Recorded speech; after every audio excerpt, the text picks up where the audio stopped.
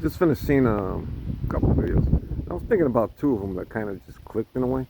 This previous video on dating, I just put on my Facebook, School of Life, and another one by Veritasium, had to do with 6 degrees of separation. So, first let's talk about 6 degrees of separation. In 6 degrees of separation, you know,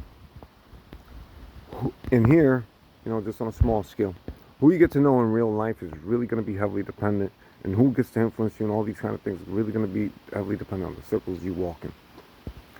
So if you notice your demographics, it's kind of the same year after year, decade after decade, that could be an issue. Now your degrees of separation like 1 degree. You're not getting a really big picture. So what you're going to want to do is you're going to want to maybe get to know people. Like, let's say you're born nice and comfortable, got a lot of cash, everything you need. Right? Maybe get to meet some people who aren't quite as comfortable. And when you do, drop all your preconceptions. Come in there like a beginner. You're learning everything new. It's like your first time in high school. You gotta get to know everybody. You gotta get to know, what's the right thing to say, what's not the right thing to say. So, as you move through these different stratas, you're going to open up your view on the world. You're going to start learning how to talk in a different way. In a way that isn't something you would ever find in the circle you started with. That's how much is going to change.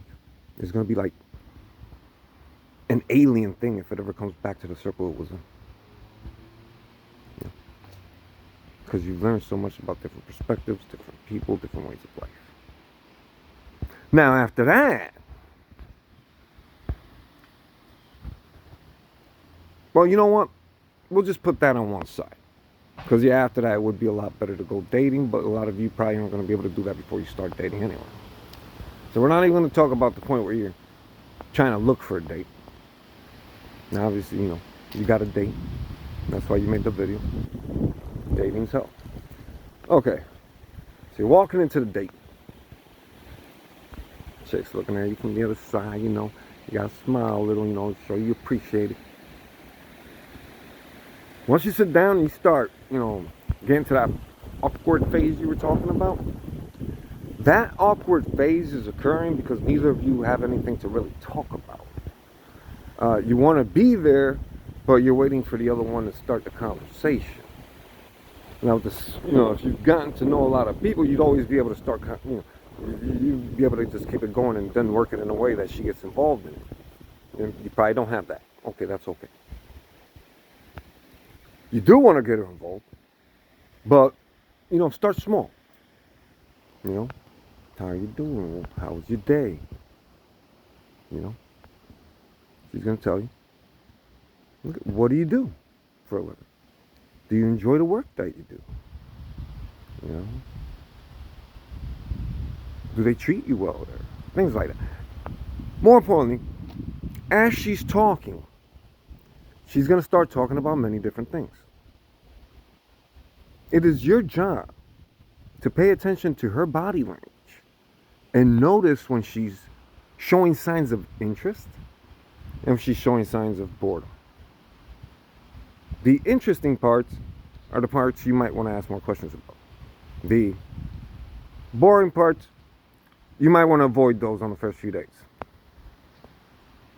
You can get to that shit later when the relationship's more stable. Then you can get to those parts that make her go.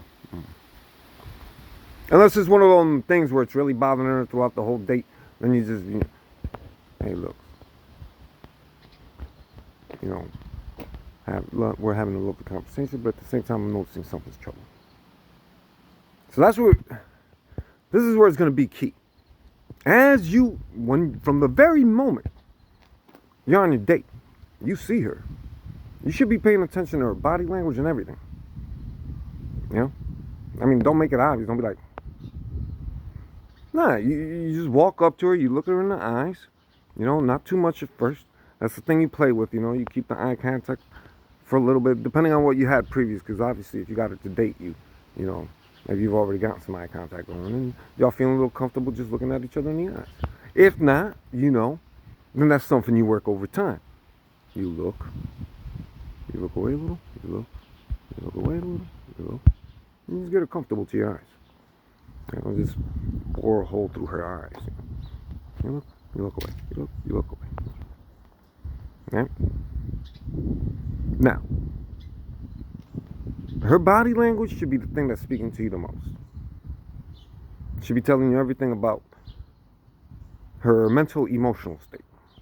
How about that? The words will help you steer the conversation, but her emotional state is what you're paying attention to. So just be there for her, man. Learn to listen. Now, all these negative thoughts you're having in your head as they're popping up throughout the conversation, blah, blah, blah, blah, that's negative talk that you got from all your friends telling you all this shit that never should have been put into your noggin in the first place. But now all those words are just bouncing around in your head and you can't get rid of them. Now, be nice if you meditated, because that'd be a point where I just tell you, you know what? Just shut the fucker off for a minute and really pay attention. And boom, you're set. You probably won't have that ability. You probably haven't meditated, depending who you are. No. But if you haven't meditated, then that's what you're going to want to do. You're going to start to calm down, relax, realize that both of you don't know what you're doing. That's the most important thing to realize. Quit looking up at another, she's a beautiful woman. Don't get it twisted. That's probably worked against her favor. Either people are always lying to her, or fucking people don't come up to her, or, it's all kinds of shit. So you just being you in front of her doesn't fucking matter, right? You're both on the same pedestal here. The one thing is, you're in a lower position. You're both coming in, you both don't know what the fuck you're doing. And you're both just trying to rattle through this process, this initial process, without putting each other off or tripping each other up. That's all you're trying to do, man. Quit thinking about all that negative shit. All that negative shit, and I know it feels personal, because everybody told you should take it personal. And now you think, oh, if I tell my friends about this, they're going to look at me and say, blase, blase, blah. Well, fuck them all, man. They ain't on the date with you. Fuck. And if they are, kick them the fuck out. What the fuck are they doing there? It's going to seem personal at first. Personally, I don't know your situation. A lot of people, certain demographics, is a lot easier for us to just bridge those gaps, because we kind of walk circles. At the same time, not being in a place of comfort and not having minds with answers, it kind of gets them to be a little bit more vocal, because they got a lot of stress they got to get rid of. Yeah, y'all probably don't have quite as much stress. So when y'all coming into it, it's like two jittery little fucking rabbits and shit, trying to figure each other out. Y'all don't know what to do. Everybody else, another demographic, especially the poorer and poorer you get, the more it looks like they don't even have to talk. They're just fucking for no reason. Well, then the higher you get, the more stressed out you motherfuckers are, because you don't have any resilience in your lives. And you keep hearing what everybody else is telling you, and it's fucking with your head.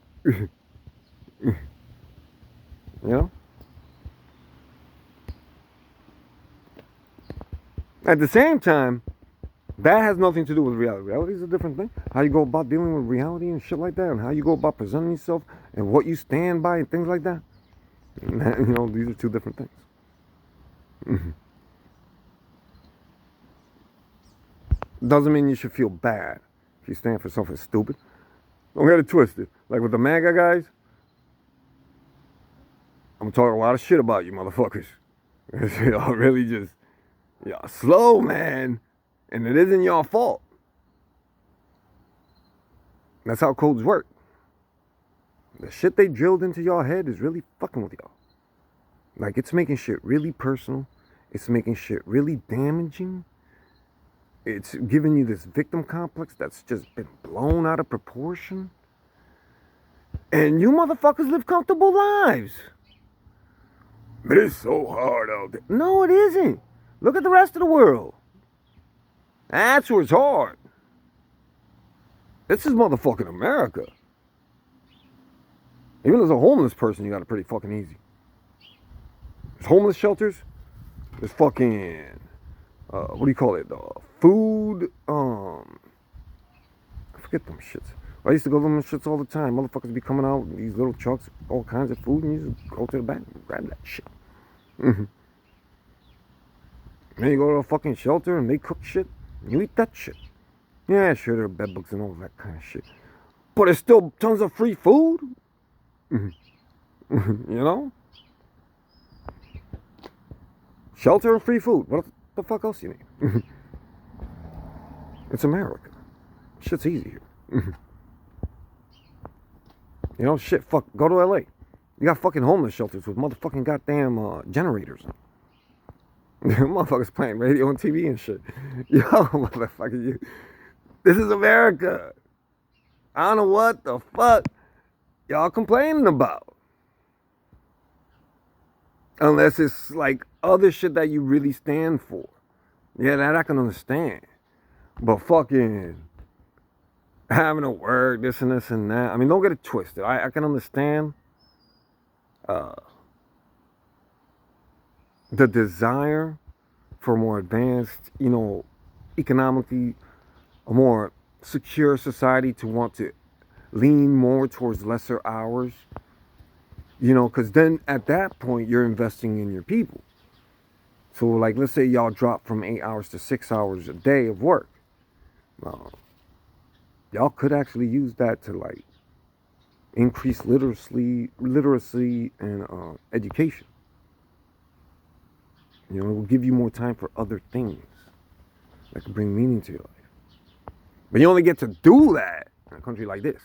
Other countries can't do that shit. Because they're too busy catching up to what this country's doing to all the other countries.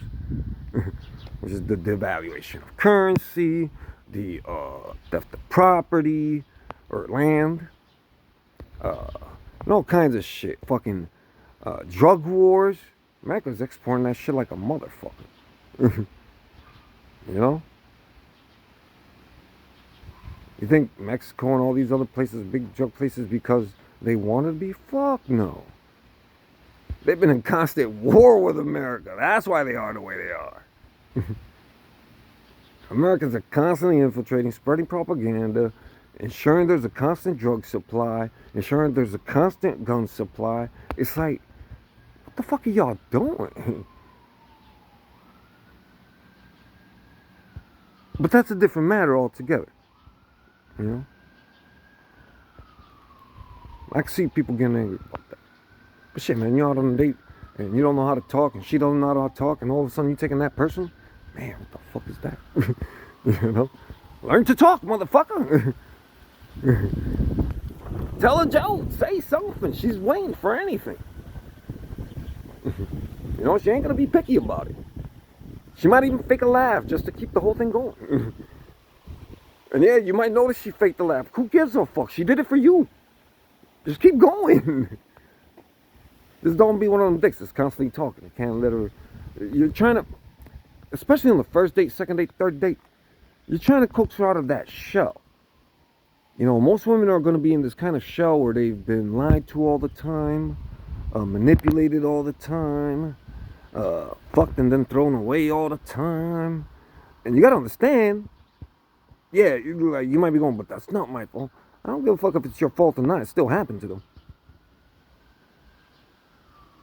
No matter whose fucking fault it is, it's still a lived experience, motherfucker. So be careful.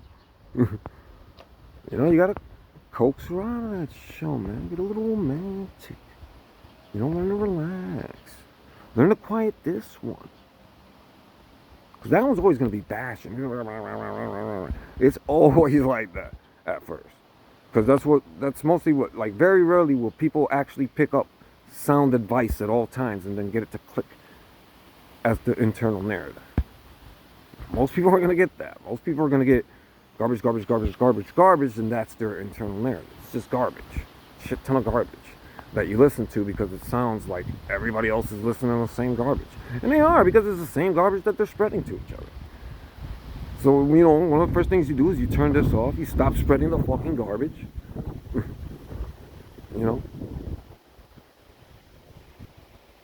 And you maybe get a little bit more factual with what you spread, Make it historical or scientific or, maybe you're into other things. Yeah, it's still the same shit like art, martial arts, whatever.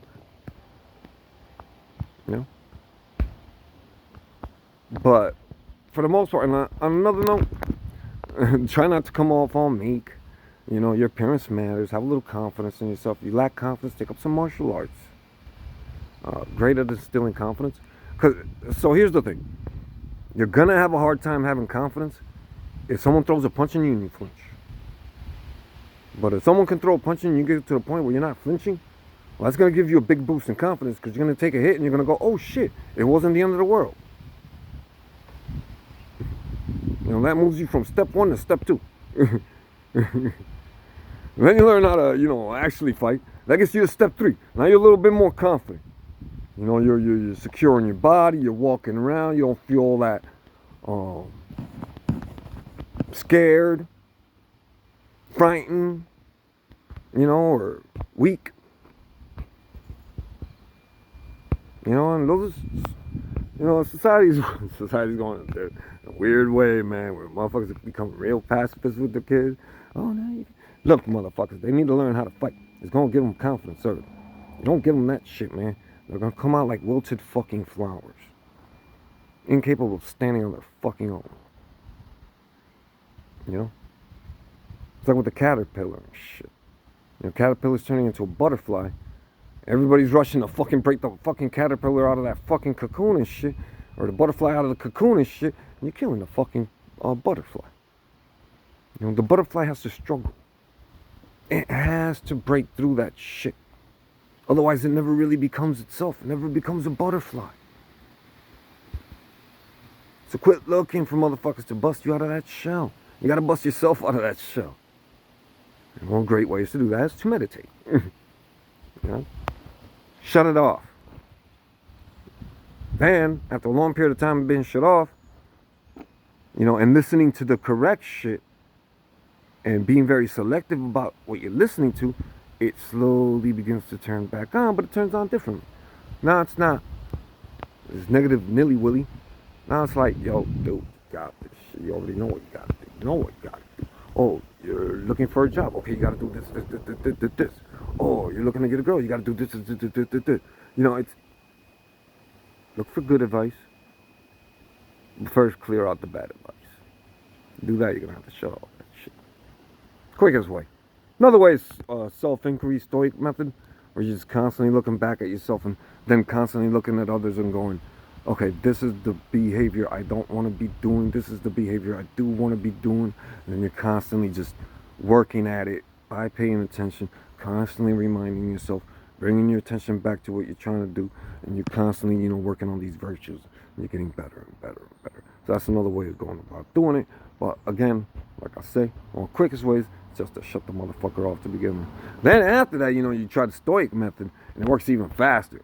Because now it's like, the thing's clean, your eyes are open, and information's just coming through like, oh shit.